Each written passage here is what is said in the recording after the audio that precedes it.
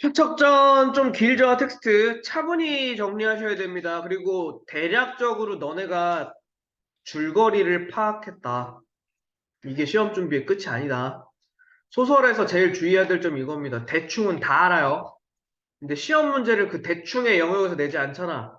어차피 한 줄 한 줄, 구절 구절 담고 있는 의미나 표현이나 정서, 상황, 분위기 이거 물어본다고. 괜찮습니까? 그래서 소설을 특히나 조금 더 디테일하게 보셔야 됩니다. 시보다 더 디테일하게 봐야 될 수도 있어요. 경우에 따라.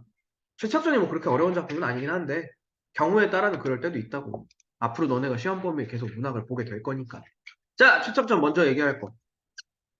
진짜 사소하고 진짜 보잘것없는 내용입니다.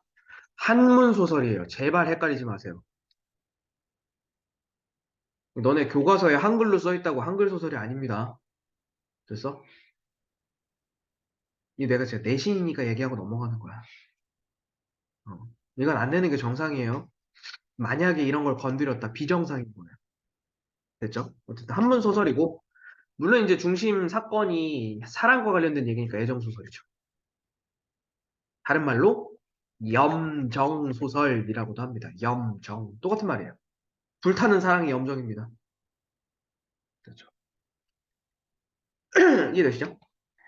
잡아두시고요. 대신에 이제 이 애정 소설과 관련해서 이야기의 구조가 나와. 만남과 이별이 반복해요. 만났다가 이별했다가 다시 만났다가 재회죠. 이걸 반복해요.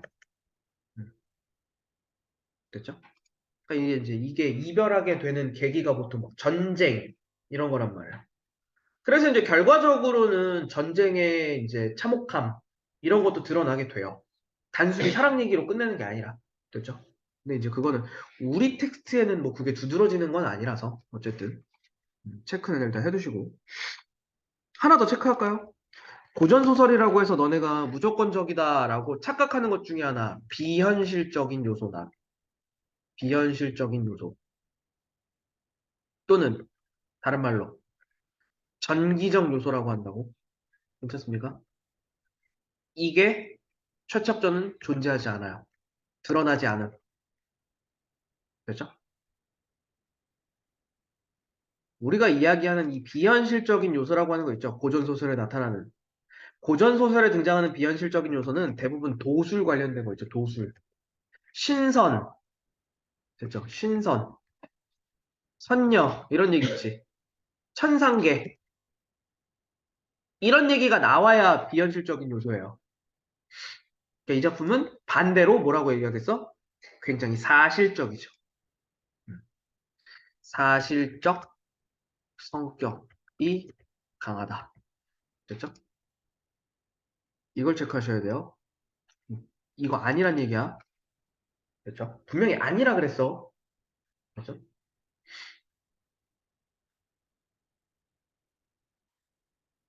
그리고 이제 이 사실적인 성격이 강하게 만드는 중요한 요소 중에 하나가 또 이것도 있죠. 실제 역사적 사건을 배경으로 한다는 거. 역사적 사건. 전쟁. 실제 전쟁. 그렇죠? 야, 주의하세요. 이게 실화라는 얘기가 아니야. 이건 어디까지나 소설이기 때문에 허구적인 이야기예요. 허구적인 이야기이지만 실제 역사적 사건을 배경으로 하기 때문에 사실감이 있다고. 괜찮습니까? 현실감이 느껴지는 거라고. 리얼하다는 얘기지. 괜찮습니까? 그 정도까지만 일단 체크해 두시고 본문 들어갈게요. 됐죠? 가보겠습니다. 앞부분 줄거리 읽어주셔야 됩니다. 남원 사람인 최척은 부친의 친구인 정생원의 집으로 공부를 하러 다니다 정생원의 친척이자 과부인 심씨의 딸 오경에게서 구애의 쪽지를 받는다 라고 얘기를 하죠. 여기도 지금 남원이라고 하는 구체적인 지명 나왔잖아. 그렇죠? 이런 거 전부 다 현실감이에요. 사실성. 이게 무슨 얘기냐면 옛날 어느 고을에 하면은 구라 같잖아. 그렇죠?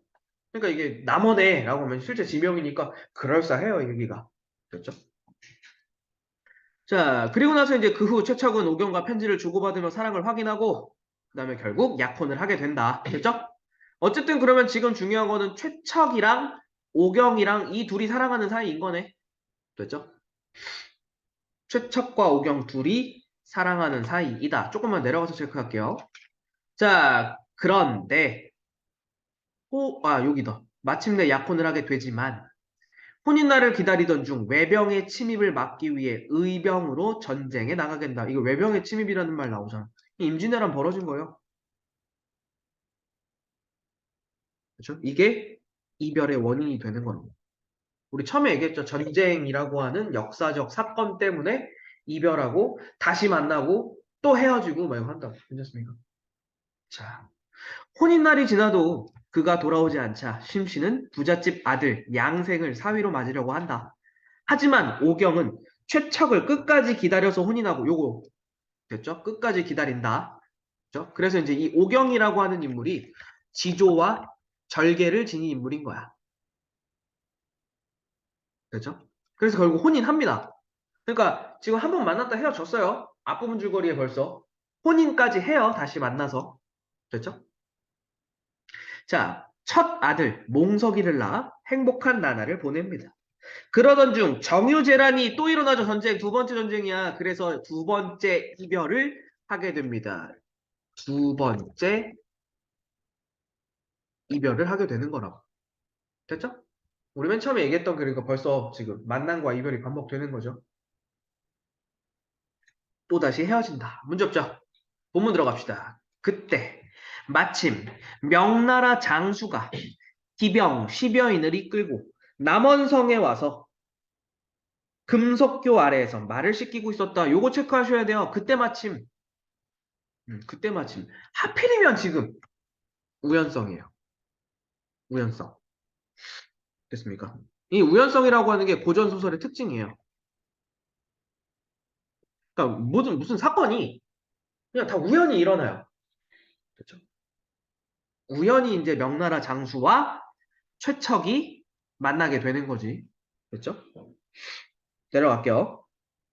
자, 최척은 의병으로 나가 있을 때 꽤 오랫동안 명나라 군대와 접촉한 경험이 있어서 중국말을 조금 할 줄 알았다. 또 하필이면 우연히 또 최척이 또 중국말을 할 줄 아네. 괜찮습니까? 자, 최척은 명나라 장수에게 자기 일가가 모두 해를 입은 상황을 말하고, 됐죠? 음, 전쟁에서 피해를 입었어요. 의탁. 의지하다예요, 의지하다. 의지하다. 음. 의지할 곳이 없게 된 자신의 신세를 하소연한 뒤에 중국에 따라 들어가 은둔하고 싶다고 말했다. 괜찮죠? 여기까지 문제 없죠? 자, 명나라 장수 그 말을 듣고 측은히 여겼으면 오케이, 측은히 여겼다. 고사성 하나만 체크하고 넘어갑시다. 측은지심을 느낀 거예요. 됐죠? 음. 명나라 장수는 측은지심을 느껴서 이렇게 말합니다. 조금만 내려갑시다. 나는 오나라 총병의 천총 여유문이라 하오. 라고 얘기죠. 아까 그 명장수 이름이 여유문인 겁니다. 됐죠? 자, 여유문 체크할게요. 거기 각주로도 달려있죠? 미리 얘기할게요. 최척 도와주는 사람이에요. 조력자입니다. 됐죠? 최척을 도와주는 사람이니까 조력자. 자, 집은 절강성 요흥에 있는데 가난하지만 먹고 살만하다오. 그렇죠? 인생은 마음을 알아주는 사람을 만나는 게 중요하니, 마음을 알아주는 사람, 마음을 알아주는 사람. 역시나 고사성어 하나 체크하고 넘어갑시다. 뭐 말 그대로 지음이라는 말 쓸 수도 있고요. 두 글자로. 지기지우라는 말 쓸 수도 있습니다. 지기지우. 똑같은 말이에요. 서로 마음이 통하는 친구. 자, 그게 중요한데 먼 곳이건 가까운 곳이건 자기 마음 가는 대로 논일고 머물 따름이지 하필 구석진 땅에 머물며 옹색하게 살 이유가 무엇 있겠소? 자, 옹색하다. 옹색하다. 응? 뭐 굳이 얘기하자면은 비좁고 비좁고 궁색하게 답답하게 괜찮습니까? 그러니까 지금 여기 어디야? 지금은 배경이 어디야? 조선이에요, 조선. 됐습니까? 자, 지금 무슨 얘기야? 여윤문 만났잖아. 조선에서 만났잖아. 저 좀 중국으로 데려가 주세요. 하는 거잖아, 지금. 자, 이 작품 체크 그 부분 하셔야 돼요. 공간의 이동이 나타나요. 공간의 이동 장면별로 체크해서 보셔야 됩니다. 지금 여기는 공간적 배경이 조선이라고. 됐죠? 구체적으로 더 얘기할 수도 있어요. 조선의 어디? 남원. 됐죠? 괜찮습니까? 여기 첫 번째 줄에 나오잖아. 남원성에 나와서. 여기 얘기했잖아. 그 남원 그 부근인 거야. 됐죠? 근데 명나라 정부가 거기 왜 있는지 모르는. 모르지. 그때 마침이잖아. 그때 마침이잖아. 하필 지나가다가. 아, 원래 근데 임진왜란 때 그 명에서 원군 많이 보내줬잖아. 그 중에 하나겠지. 그냥 하필 지나가고 있었던 거야. 그렇죠. 우연성. 그렇죠. 자, 다시 한번 갑시다. 그래서 자기 진영으로 데리고 갔다. 라고 얘기하죠. 내려가도 되겠죠? 자, 여기 부분 체크할 겁니다. 최척은 용모가 빼어나고 생각이 주도면밀하여 뭐를 잘하고 문장에도 능했으므로. 됐죠? 네 글자로 이야기할 겁니다. 고전소설의 주인공급에 해당하는 인물들의 기본적인 특징이거든요. 제자, 가인, 형 인물이에요. 됐죠? 제자, 가인, 형 인물. 자, 제자, 가인이라는 말 자체가 그겁니다. 외모가 빼어나고 재주가 뛰어난 사람. 됐죠? 잘생기고 머리도 좋은 사람. 이게 제자, 가인이에요. 됐죠? 그래서 여유무는 이런 최척을 매우 아껴서, 됐죠? 매우 아껴서 한 상에서 밥을 먹고 같은 이불을 덮고 잠을 잘 정도였다라고 얘기하죠. 됐죠? 아, 물론 이것도 하나만 체크하자. 각주 달려있는 거긴 한데, 자, 이러한 최척의 성품을, 그죠? 이렇게 얘기하면 되겠다. 인물의 성품을 직접 제시한 거잖아. 됐죠? 직접 제시라고 하는 말 대신에 쓸 수 있는 표현이 하나 있어요. 말하기 방식으로 전달해요. 괜찮습니까?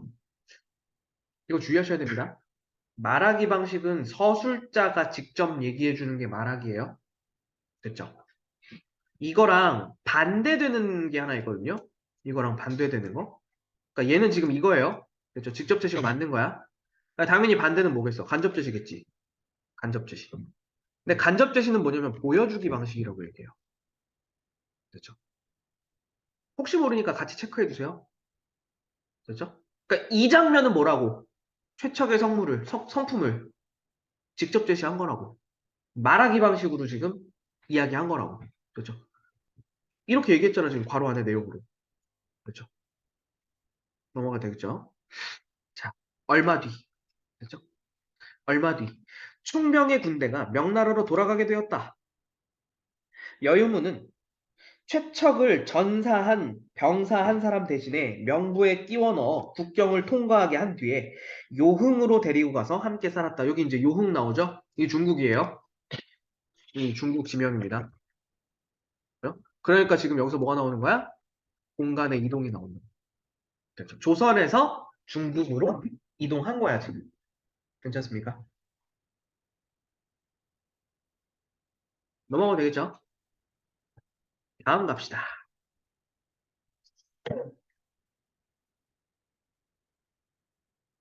이에 앞서 최척 일가가 외적에게 붙잡혀 섬진강에 이르렀을 때의 일이다. 지금 이게 지금 잘 봐, 잘 봐. 이게 지금 아까 방금 전까지 최척 얘기 나왔잖아. 그쵸? 근데 최척 얘기 일단 끝났어. 잠깐 끝나고 그동안에 최척의 일가가 겪었던 일 있죠. 장면이 다시 전환된 거예요. 됐죠?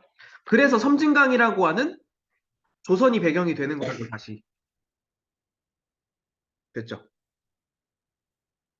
그리고 장면의 전환이 되는 거죠. 최씨 일가의 이야기. 괜찮습니까? 그냥 전에 있던 일을 알려주는 거예요. 맞아요. 중국이. 맞아요, 맞아요. 됐죠? 아, 근데 이게 지금 중요한 게 뭐냐면은, 이거는 지금 최척이가 겪은 일이 아니잖아. 됐죠? 역순연적. 최척이가 겪은 일이 아니라, 최척의 가족들이 겪었던 일이잖아. 됐죠? 이걸 지금 그러니까 뭐라고 얘기하냐면은, 에피소드, 최척의 에피소드, 최척 가족의 에피소드, 각각 다른 이야기지. 병렬적으로 구성한 거예요. 괜찮습니까? 사건을 병렬적으로 구성했다. 됐죠? 순행적 기능. 역순행적이라고 굳이 얘기할 필요까지는 없을 것 같아요. 왜냐면은 최척의 과거 이야기를 하는 게 또 아니잖아. 됐죠? 근데 갑자기 생각이 안 나는데 순행적을 딴 말로 뭐라 그래? 시간의 역전적 구성. 뭐 하나 있었는데 그냥 시간의 흐름을 거슬러. 희한한 말. 딴 거 뭐 없어요. 너 혹시 추보식 구성 얘기하는 거니? 그거는 순행입니다. 역순행이 아니라. 여튼. 아니, 근데 다른 말 쓰는 거 잘 없어요.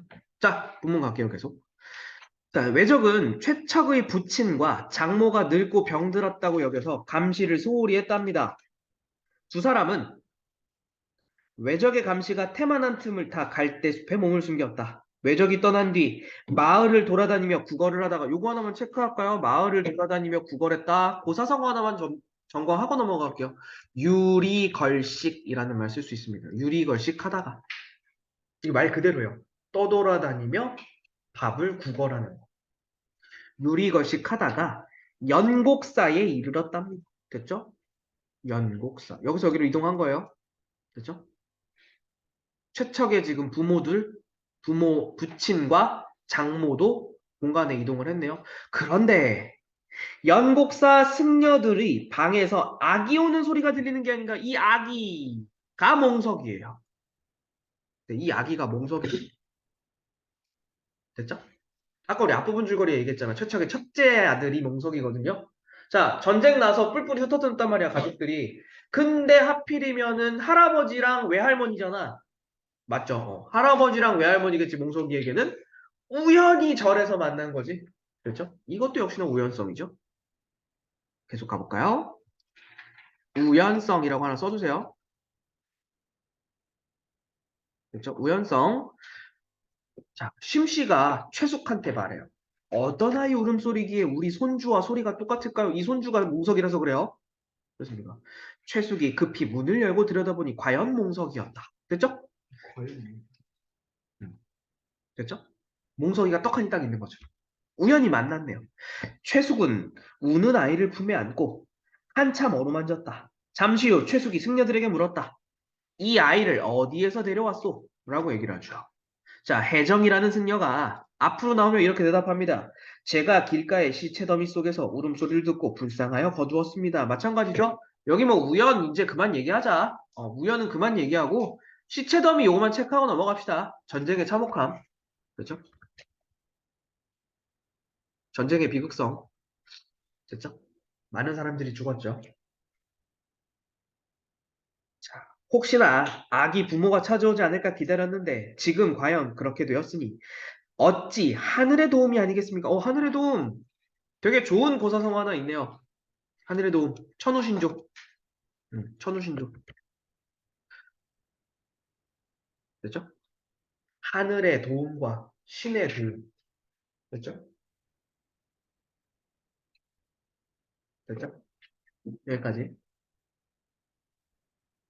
자, 최숙은 손자를 찾았어요. 심씨와 번갈아 가며 업어서 집에 돌아왔답니다. 됐죠? 그러고는 부리던 종들을 다시 불러 모아 집안 살림을 꾸려나갔다. 채점하세요. 자, 이때 여기까지 뭐 별 문제 없죠. 집으로 돌아왔다 되는 거니까 넘어갈게요. 종들 뭐 부리던 병들 종, 하인들. 이게 온 가족이 지금 다 찢어졌던 건데 하인들 다시 불러 모아가지고 집안을 다시 재건하기 시작한 거지. 집으로 돌아와서. 부장가 그렇죠? 원래는 양반이잖아, 얘네도. 넘어가도 되겠죠? 자, 또 하나. 이때 오경은 또 달라지잖아. 이거 잘라주시면 돼요. 아까 우리 여기 넘어왔을 때 있지.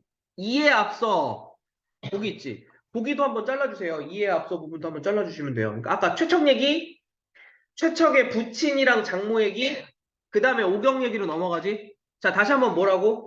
사건의 병렬적 구성. 괜찮습니까? 어. 자, 이때 오경은 외적 도누라는 자에게 잡혀 있었다. 됐죠? 오케이. 도누 동그라미 치세요. 돈우 외적이지만 조력자입니다. 그렇죠. 외적이지만 그래서 이게 이런 얘기도 나와요. 봐봐. 진짜 막 되게 뻔한 얘기야. 최척이는 중국인한테 도움받았지. 오경이는 일본인한테 도움받았지. 그러니까 전쟁이라고 하는 이 비극적이고 참혹한 광경 속에서도 국경을 초월한 인류애 요거 있죠. 국경을 초월한 인간에 대한 애정과 연민 있잖아. 중국 사람이 조선 사람을 안타깝게 여기는 거, 일본 사람이 조선 사람을 안타깝게 여기는 거, 괜찮죠? 이런 인간애가 보이기도 해요, 이 작품은. 됐습니까? 그런 얘기 나올 수도 있어요. 이 작품 설명할 때 빼놓지 않고 얘기 나오는 것 중에 하나예요. 그렇죠? 넘어갈게요, 일단. 갑시다. 살생을 하지 않는 불교 신자였고요. 본래는 장사꾼이었는데 항해에 능숙했대요. 외장 소서행장이 그를 선장으로 발탁하였다. 뭐 별 문제 없네요. 자, 돈우는 명민한 오경이가 마음에 들어. 명민하다? 총명한 거예요, 총명한 거. 똑똑하고 행동도 재빠르고 이런 거 얘기하는 겁니다. 그래서 혹 달아날까 싶어서 좋은 옷과 맛난 음식을 주어 그의 마음을 안심시키려고 했다. 됐죠? 오경은 물에 빠져 자살할 생각으로 몇 번이나 배에서 빠져나왔지만 그때마다 들켜서 뜻을 이루지 못했다. 라고 얘기하는 거죠. 별 문제 없는 거니까 넘어갈게요. 처음에는 자살하는 생각이 있었네요. 이거 체크만 할게요, 그냥. 됐죠? 그러니까 지금 왜냐면, 이 지금 처음에는 절망하거든요. 좌절한 거거든요. 됐지? 근데 이게 바뀌어요. 네. 이 오경이의 내면에 변화가 있어요. 그 변화의 계기가 뭐냐면, 꿈이에요. 그렇죠? 그래서 이 꿈의 기능이 뭐냐면, 꿈의 기능 너네한테 묻기 딱 좋습니다. 꿈. 일단은 재회를 암시해요. 최척과 재회할 것이다. 이런 거를 은근하게 전달하는 재회 암시의 기능이 있고 두 번째, 이것도 있죠. 오경이 절망에서 벗어나는 계기가 되는 거야. 그렇죠? 꿈의 기능 다 체크하세요. 진짜 이거 붙일까요? 자, 이렇게 얘기하네요. 나는 만복사의 부처다. 죽어서는 안 된다. 훗날 반드시 기쁜 일이 있을 것이다. 요 기쁜 일, 됐죠? 기쁜 일. 이게 재회죠, 재회. 어, 이게 재회죠, 재회.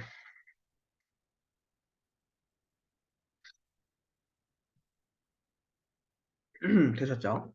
그래서 밑에 오경이 꿈에 깨어서 가만히 생각해보니까 그런 일이 전혀 없으리라는 법도 없을 것 같았다. 그래서 희망을 갖게 되는 거지. 의지를 되찾게 되는 거. 그렇죠? 이에 억지로 먹으며 목숨을 부지했다라고 얘기를 하네요.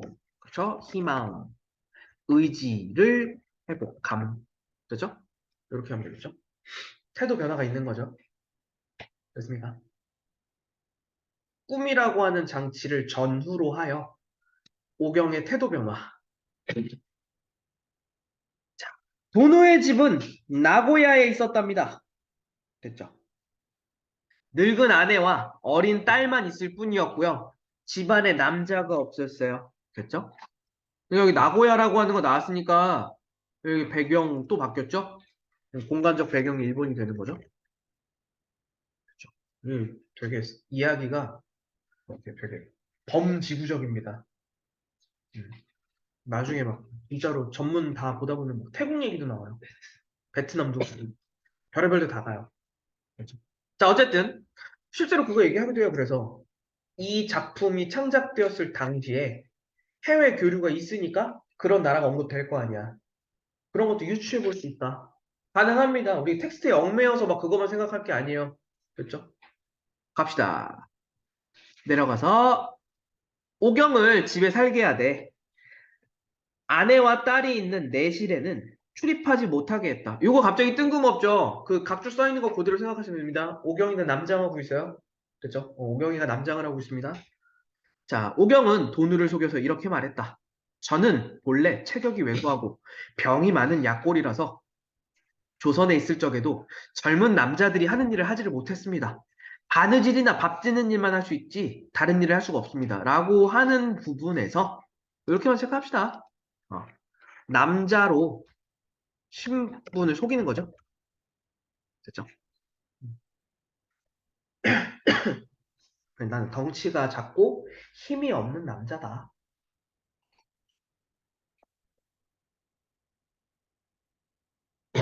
근데 그 주의하셔야 될 거, 그러면 이제 이게 고전 소설에도 되게 많아요. 남장 모티프. 됐죠? 되게 많아요. 막 어떤 소설 보면 이게 외부 텍스트랑 비교할 수도 있으니까 얘기를 하는 겁니다. 여성 주인공이 남복을 하고 전장에 나가서 남자보다 더 큰 공을 세우고 막 이런 거 나온단 말이야. 있어요. 여성 영웅 소설들. 야, 그런 소설에서는 이 남장 모티프라고 하는 게 남성 위주의 사회상, 그죠? 이런 봉건적인 사회상, 이런 거를 풍자하고 비판하려는 의도가 깔렸다고 봐야 되지. 여성도 남성 이상의 능력을 발휘하는 거지. 얘는 아니에요. 괜찮습니까? 그러니까 얘는 이 남장 모티프가 쓰인 건 맞아. 근데 너네가 또 이 남장 모티프라고 하는 거에 꽂혀가지고 뒤에 안 읽어요. 문제 풀다가. 뭐라고 얘기하는데 이걸 통해 봉건 사회를 비판한다. 이거 절대 아니에요. 이런 거. 됐습니까? 자, 얘는 맞지만 얘는 아니라고. 문제는 보기는 끝까지 읽으셔야 됩니다. 객관식 보기는 끝까지. 그렇지? 자, 도느는 퍽 가련히 여겨서, 그죠? 얘도 이제 측은지심이 있는 애네. 오경에게 사오라는 이름을 붙여주고, 배 타고 장사하러 나갈 때마다 항해장 일을 맡겨서 중국 복건성과 절강성 일대를 함께 돌아다녔다. 라고 얘기를 하죠. 이러니까 이제 얘도 중국으로 가게 됐네. 오경이도. 그러니까 재회가 가능하겠지. 됐죠? 갑시다. 다음. 이때 최척은 그쵸? 이때 했으니까 여기다 끊어주면 되겠죠? 잠깐 끊어주고. 최척은 요흥에 머물며 여유문과 의형제를 맺었답니다. 오케이. 여유문이 누이 동생을 최척에게 시집 보내고 싶어하는 마음을 내보이자 그만큼 신뢰를 얻었어요. 됐습니까? 요거 최척에 대한 신뢰인 거죠. 최척에 대한 여유문의 신뢰와 신임을 알 수 있는 장면인 거라고. 자기 동생을 친구한테도 이렇게 못하죠. 그렇죠? 최척은 완강히 거절해요. 왜 완강히 거절할까? 나는 아내가 있다. 이거잖아. 그죠? 나는 아내가 있다잖아. 그죠? 그러니까 최척도 마찬가지예요. 이 최척이라고 하는 사람도, 이 인물도 지조와 절개가 있고, 어, 애정을 중시하는 인물인 거야. 그죠? 자기 본처와의 애정을 중시하는 인물이 되는 거잖아. 자, 이렇게 얘기를 해요. 우리 일가족이 외적의 침탈을 입어 지금껏 늙은 부친과 가녀린 아내가 살았는지 죽었는지조차 몰라서 제사도 못 지내고 있습니다. 이런 처지에 혼인하여 나 혼자 편안히 잘 살 궁리를 할 수 있겠습니까? 라고 얘기하는 거죠. 괜찮습니까? 그러니까 여유문도 최척의 생각을 의롭게 여겨 더 이상 혼인을 권유하지 않았다. 라고 얘기를 하죠. 네. 일단 자, 그의 겨울 가겠습니다. 됐죠? 그의 겨울. 시간이 좀 흘렀죠? 오케이. 시간의 경과라고 하나 메모해 둘게요. 자, 시간의 경과. 그의 겨울 여유문이 병으로 죽었다. 라고 얘기를 하네요. 됐죠? 최척은 의탁할 곳이 없게 되자 그 밑에 있는 거 사고무침 체크해 두세요. 야, 고전 소설에서는 고사성어 문제 하나쯤은 나올 수 있어. 내가 여기서 얘기하는 거지만 내신을 볼 때는 고사성어 조금 신경 써 주세요. 모의고사에서는 어차피 1학년, 2학년 때 한두 문제씩 나오더라도 수능에서는 고사성어 문제가 안 나오기 때문에 신경 안 써도 돼요. 근데 내신은 어차피 계속 나오거든요. 그래서 이제 요 작품에 맞는 애들만 좀 체크하시면 돼요. 고사성어가 워낙 수가 많기 때문에 뭐 계속 막 외워라 이건 아니고. 갑시다. 의탁할 곳이 없대게 제자. 양자강과 회수를 떠돌며 명승지를 두루 돌아보았다. 이거 전부 다 지금 아직 중국이에요. 양자강, 회수 전부 다 중국. 자, 용문, 우혈, 됐죠? 원수, 상수 전부 다 중국입니다. 됐죠? 그리고 배를 타고 동정호 건너서 악양로에 올랐고요. 고소대에도 올랐고요. 됐죠? 자, 여기 지금 하나만 체크하고 넘어갈게요. 공간의 이동이 나오죠? 됐죠? 근데 이거를 요약적으로 제시했죠. 됐죠? 공간의 이동을 요약적으로 제시한 거. 그렇죠? 여기도 가고 저기도 가고. 그렇죠? 그리고 이렇게 얘기할 수도 있어요. 그 공간을 열거했다고. 음, 열거. 그렇죠? 여기도 저기도 여기도 저기도. 그렇죠? 계속 가보겠습니다. 산과 강가에서 노래를 부르기도 하고요. 구름 사이에서 배회하기도 했고요. 그러다 보니 훌쩍 속세를 떠나버리고픈 마음이 들었다. 훌쩍 속세를 떠나버리고픈 마음. 밑줄 하나 칠까요? 이걸 우리는 탈속적 태도라고 얘기하죠. 자, 지금 볼 건 아니고요. 추후에 우리는 한꺼번에 좀 몰아서 연계 작품이라는 것들을 한번 싹 훑을 거예요. 연계 작품은 딱 요렇게만 생각하시면 돼요. 안 나오면 그만. 이런 작품이야. 그러니까 이런 게 있구나. 정도만 보는데 이 탈속적인 태도라고 하는 거 있잖아. 속세를 벗어나서 자연과 더불어서 막 이런 거 있잖아. 이런 태도가 나타나는 시조가 더럽게 많아요. 그래서 한 번씩만 그냥 체크해 두시면 돼요.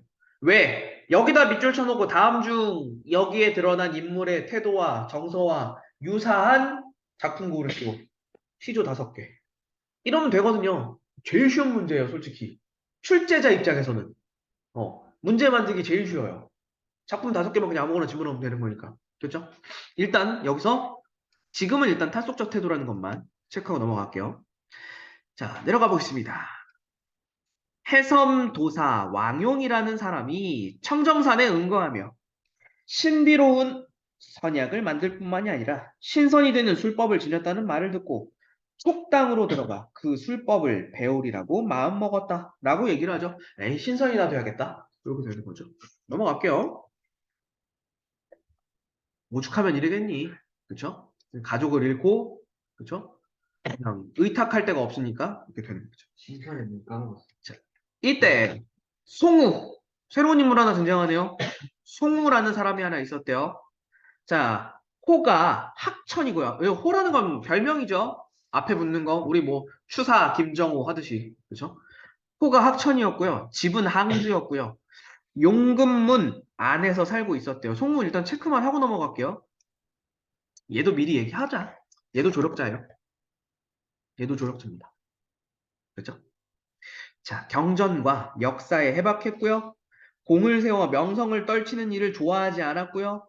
글 쓰는 것을 업으로 삼았고요. 남에게 베풀기를 좋아하고 의기가 있었고요. 각주 달려 있으니까 따로 말만 하고 넘어가겠습니다. 여기 나와 있는 거 성품을 직접 제시했다고. 괜찮습니까? 됐죠? 자, 채척과는 서로 아까 지기, 지음 똑같은 말입니다. 됐죠? 되게 친한 사이라고. 됐죠? 하나 더 추가할게요. 막역지우라는 말 쓸 수 있어요. 막역지우. 막역지우. 되게 친한 친구 사이. 그래? 금석지교라고도 얘기할 수 있습니다.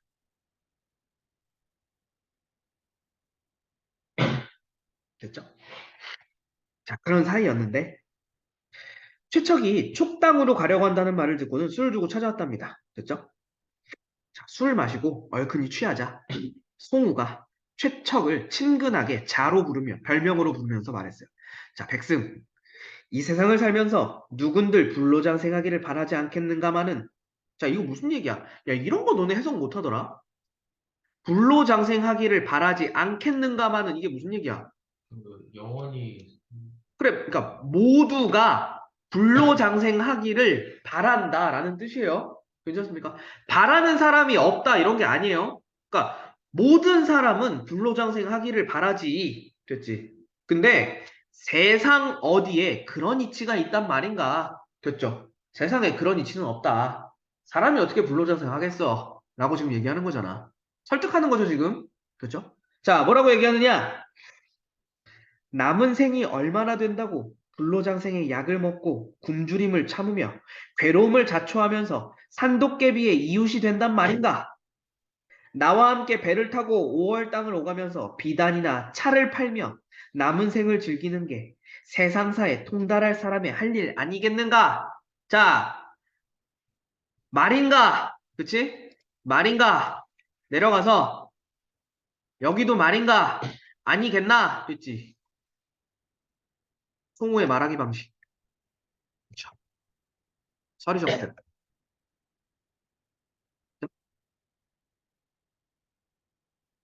자, 서리적 표현을 활용하여 문장으로 씁시다. 활용하여. 그쵸? 의지 강요. 음. 신선세계를 동경하는 최척을 만류하는 거. 이거 의지 이런 거 아니에요. 자신의 의지가 아니야. 신선세계 찾으러 가지 말고 나랑 물건이나 팔러 다니자. 라고 지금 권유하기도 하는 거죠. 됐습니까? 그래, 그러니까 이제 최척이 호련 깨닫고는 마침내 송우와 함께 길을 떠났다. 라고 얘기하죠. 됐습니까? 이거 봐봐. 여기에 지금 이런 게 있어요. 자, 신선세계를 잠깐 생각했단 말이야. 근데 옆에서 바로 일침 놔요. 그딴 게 어딨어. 라고 얘기하잖아. 괜찮습니까? 이게 그래서 아까 얘기한 거예요. 이 작품은 어디까지나 굉장히 사실적인 거예요. 사실적. 괜찮죠? 그죠? 그러니까 오해하시면 안 돼요. 우연성이 드러나지. 괜찮습니까? 우연성 있지. 그러니까 이 우연성은 비현실적인 거랑은 관계가 없어요. 됐죠? 그냥 우연히인 거니까. 비현실적인 건 말 그대로 진짜 막 요술 부려야 된다고. 됐죠? 얘가 신선이 됐어야 된다고. 신선이 되어 막 구름을 타고 아내를 만나러 갔어야 된다고. 그러면 비현실적인 게 맞지. 근데 얘는 꿈 깨라 하잖아. 됐죠? 사실적인 겁니다. 됐죠? 여기 한마디 더 붙일까? 우연적 요소가 있음에도. 됐죠? 관계 없는 거야.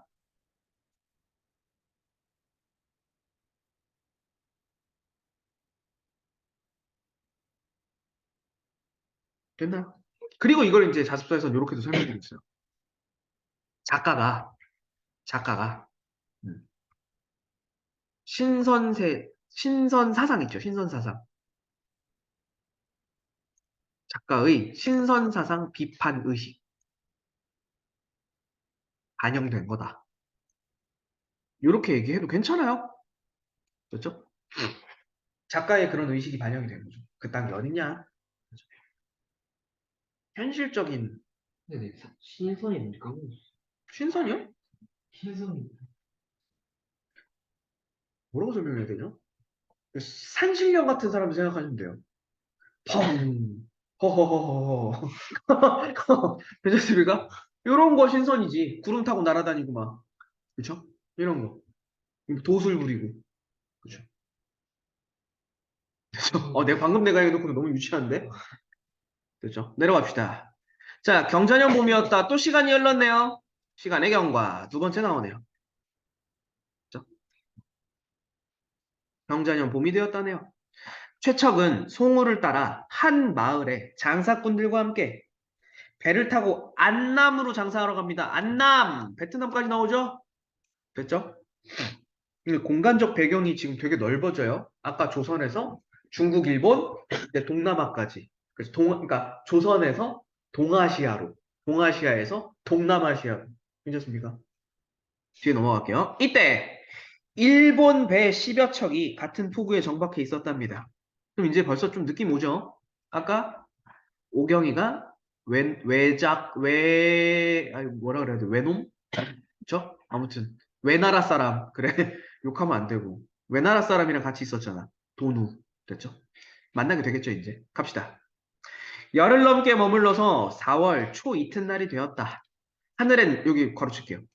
하늘엔 구름 한 점 없고 물빛은 비단처럼 고왔다. 바람이 그쳐서 물결이 잔잔했으며 사방이 고요해 그림자 하나 보이지 않았다. 까지 괄호 닫아주시면 되겠네요. 자, 배경 묘사입니다. 일단 배경 묘사를 통해 장면의 분위기를 형성했죠. 중요한 건 이게 무슨 분위기냐고. 여기 설명하고 있죠?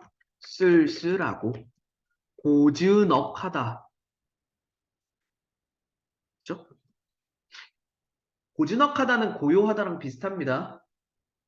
비슷한 어감이라고 생각하시면 돼요. 그러니까 고즈넉은 고요함과 쓸쓸함을 합쳐놓는다는 거죠. 됐죠? 자, 오해하시면 안 되는 거, 이게 지금 굉장히 밝고 희망찬 분위기가 아니야. 너네가 오해하기, 착각하기 딱 좋죠. 왜? 우리는 이미 이 작품의 결말을 알아요. 재회한다는 거. 재회는 기쁜 거잖아. 그치? 소망이 실현되는 거잖아. 그러니까 배경 분위기, 당연히 기쁘겠지. 그 당연히가 문제예요, 항상. 당연이란 거 없어요. 그렇죠? 쓸쓸합니다. 자, 이게 왜 그러냐면 이 쓸쓸한 분위기 때문에 마찬가지 똑같죠? 간간히 물새 울음소리가 들려올 뿐이죠. 연부라는 소리가 들리죠. 그러니까 매우 구슬펐다. 됐죠? 그러니까 뭐예요? 최척이 혼자 자신의 신세를 생각하다가 충소를 꺼내 슬픈 곡조의 노래를 한 곡 불러서 슬픔과 원망을 풀어보려고. 이게 지금 분위기가 이걸 만든 거라고, 센치하게. 그죠? 그래서 이 분위기를 쓸쓸하고 고즈넉한 분위기라고 얘기해야 되는 거라고. 밝고 긍정적인 게 아니라. 평화로운 분위기 이런 게 아니라. 그러니까 플러스로 설명하면 안 된다고. 됐죠? 자, 다시 한번 갈게요. 여기 중요한 거 하나 나오네요. 충소를 꺼내 슬픈 곡조를 연주하고. 됐죠? 뭐 여기다 체크하셔도 될 것 같다. 충소 소리. 충소 소리. 어차피 두 개 똑같은 거니까. 그렇죠? 자, 이게 통소 소리가 기능이 있어요. 통소 소리의 기능. 첫 번째, 인물의 심리를 보여주죠. 인물의 심리가 투영되어 있죠. 어떤 심리? 그래, 슬픔 바로 앞에 얘기했잖아. 그렇죠? 슬픔과 원망. 그렇죠? 두 번째, 이것 때문에 재회해요. 재회의 매개체가 됩니다.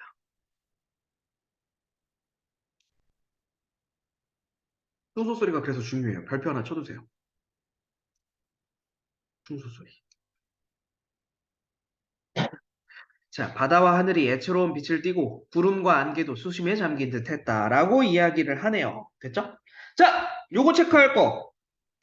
바람, 아니 바다, 그죠? 바다, 하늘, 애처로운 빛이다.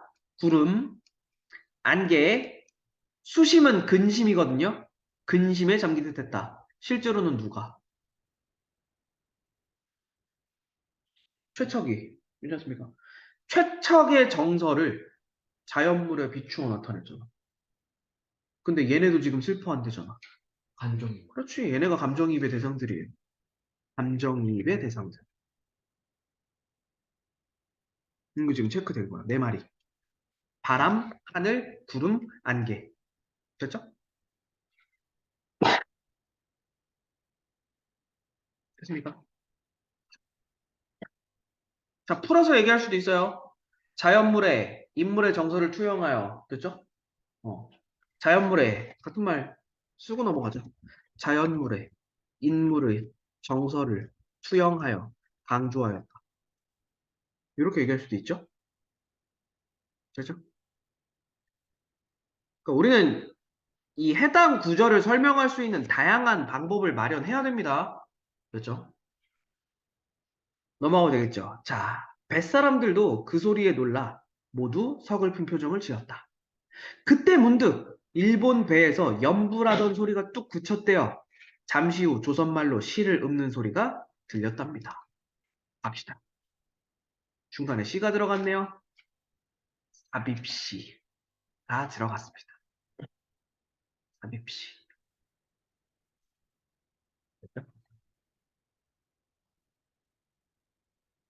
얘도 똑같아요. 인물의 심리를 표현하는 거고요.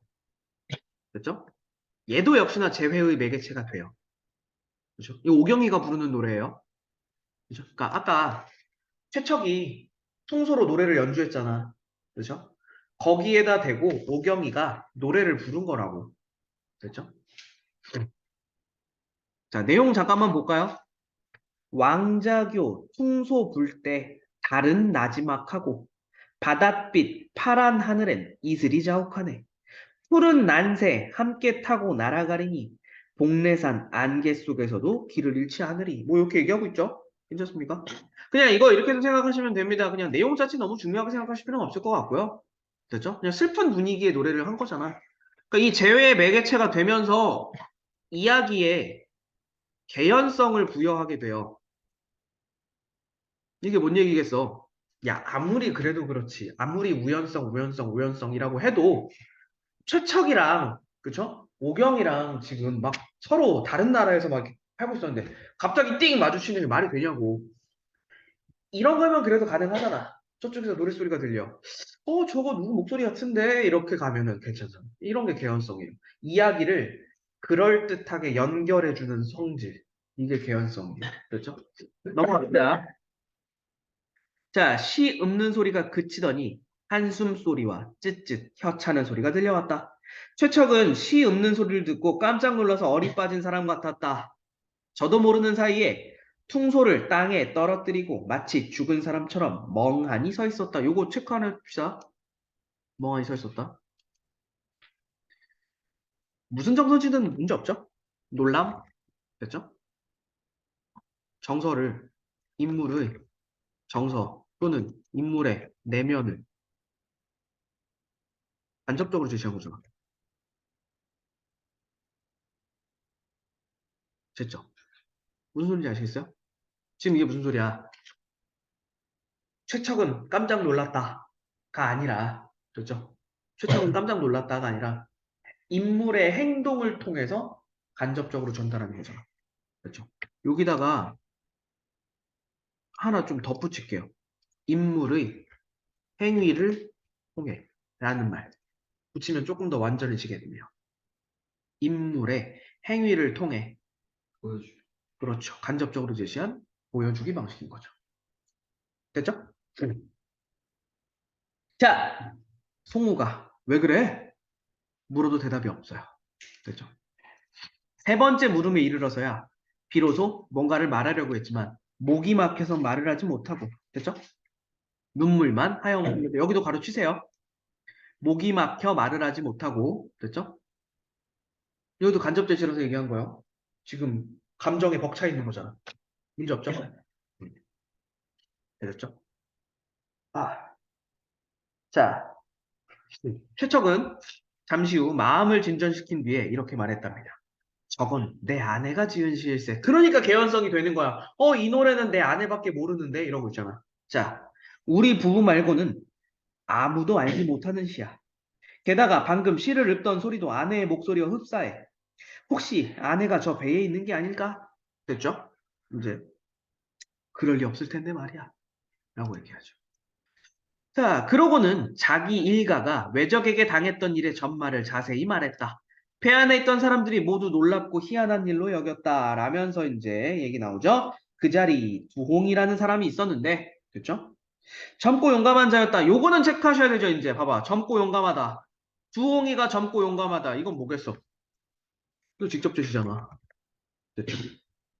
성격 제시 방법, 내면을 제시하는 방법, 이런 거 있죠. 성격이나 정서를 제시하는 방법 명확하게 구분하실 수 있어야 됩니다.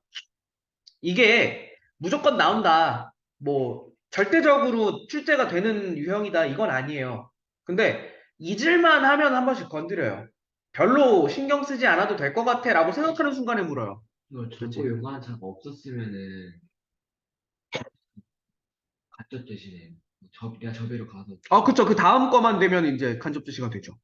최척의 말을 듣더니 의기가 넘치는 표정이 되어 주먹으로 노를 치고 벌떡 일어나면서 이거는 이제 그러면 용감한 게 간접 제시된 거잖아. 괜찮습니까? 그래, 체크해주세요. 체크해주세요. 요 부분. 그쵸? 이건 간접 제시예요. 됐죠? 직접 제시 다른 말로 뭐라고? 진짜 말해 봐라. 말하기 방식.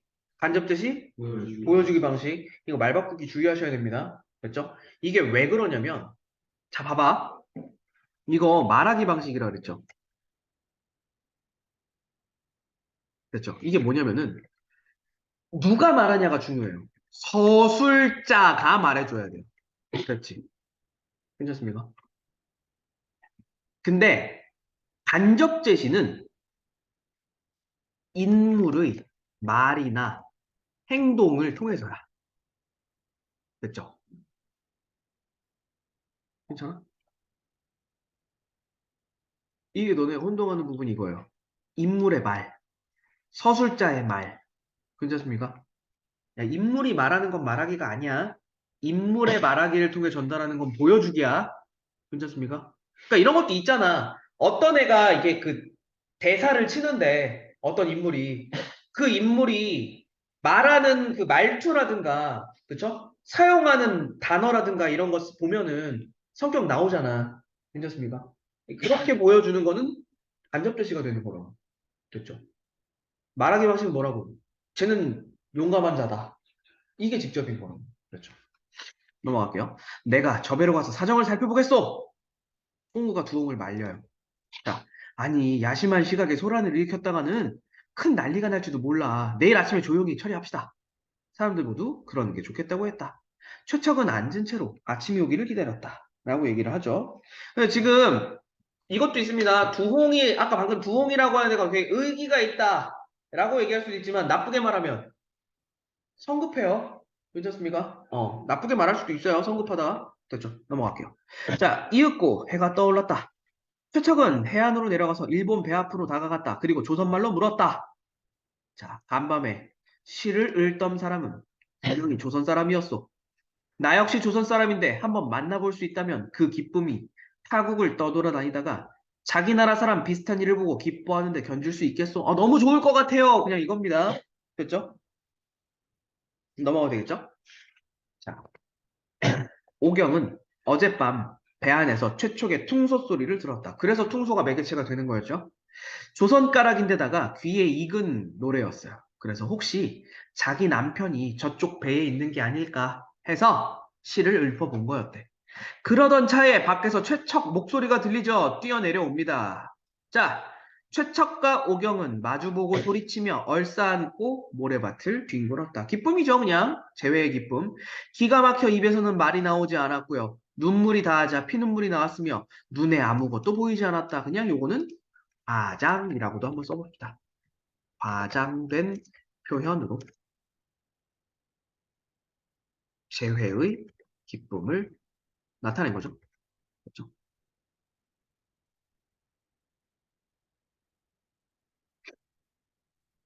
자, 두 나라의 뱃사람들이 이들 주위를 빙 둘러서 구경하고 있었는데 처음에는 친척, 친구 이러고 있었는데 나중에 부부 사임을 알고 감탄하고 돌아보며 이런 말을 주고받았다. 참으로 기도하다. 하늘이 돕고 귀신이 도왔구나. 옛날에도 이런 일은 없었다라는 거죠. 지금 그렇죠? 다시 한번 얘기하지만 이런 말을 했다고 해서 비현실적인 거 아닙니다. 됐죠? 그냥 우연이에요. 자, 뒷부분 줄거리까지만 체크합시다. 다른 건 없고요. 둘째 낳고요. 나중에 이제 혼인도 시키고요. 전쟁이 또 일어나요. 됐죠? 진짜로 이 전쟁 또 일어나요. 이 세 번째 이별이 또 있어요. 내가 반복된다고 얘기했죠? 아직 안 끝났어요. 그러니까. 했다가 포로가 돼요. 됐지? 근데 그 포로가 된 와중에 아들이랑 재회해요. 이게 뭐겠어? 여기도 뭐가 나와? 우연성이지 이것도. 괜찮습니까? 됐죠? 자, 최척과 몽석은 수용소를 탈출하여 남원으로 돌아오고 오경도, 몽선, 홍도와 함께 남원으로 돌아와 재회하여 온 가족이 행복하게 산다. 재회. 됐죠? 재회. 와, 그래서 마지막 결말은 고전 소설의 일반적인 결말 구조를 따릅니다. 이 고전 소설의 일반적인 결말 구조가 뭔데? 행복한 결말. 그렇죠? 이렇게 되는 겁니다. 그렇죠? 자, 일단은 여기까지 정리해 봤을 때, 여기까지 정리해 봤을 때, 우리가 최척이라고 하는 사람의 인물됨은 되게 많이 봤어요. 자, 요거까지는 잡아 두셔야 됩니다. 자, 최척이는 애정을 중시하죠? 그죠? 애정을 중시하고 신의가 있고 됐죠? 이런 모습을 그려주죠. 근데 이거 자습서에도 있는 내용이에요. 자, 오경이에 대해서 하는 말이 좀 많아요. 오경이. 자, 무슨 얘기야? 맨 처음 앞부분 줄거리 쪽에 잠깐 기억나나? 다른 남자랑 혼인해라. 아, 쉬운데? 괜찮지? 괜찮습니까? 이런 게 뭐냐면, 원래는 이때 당시에 일반적이고 보편적인 여성들은 부모가 해라 하면 따라요. 안 하잖아. 됐죠? 그러니까 당대의 일반적 또는 보편적 여성상과는 다른 개성적 인물입니다. 됐죠? 또 하나, 뭐 이런 말도 당연히 가능하죠. 적극적이다. 그렇죠? 주도적이다. 그렇죠? 얘도 역시나 애정 중시하죠. 그렇죠? 음. 이런 인물들이 드러난다. 나타난다. 그렇죠? 마지막으로 한 번만 더 체크하고 정리할 내용입니다. 괜찮습니까? 네. 최척천 여기까지 봅시다.